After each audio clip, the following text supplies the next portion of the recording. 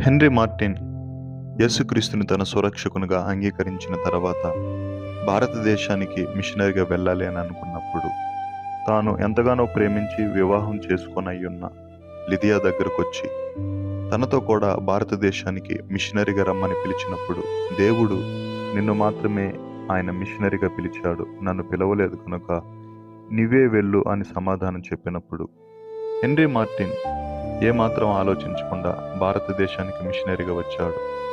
భారతదేశంలో అనేకులకు సువార్తను ప్రకటించాడు. ఆ తర్వాత అరేబియా దేశానికి వెళ్ళి అక్కడ ఎంతోమంది ముస్లింలకు సువార్తను అందించాడు.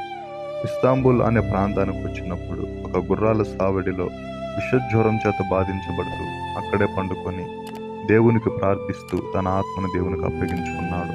హెన్రీ మార్టిన్ ఒక సాధారణమైన మనిషి కాదు. ఆక్స్ఫర్డ్ యూనివర్సిటీలో ఒక గోల్డ్ మెడలిస్ట్.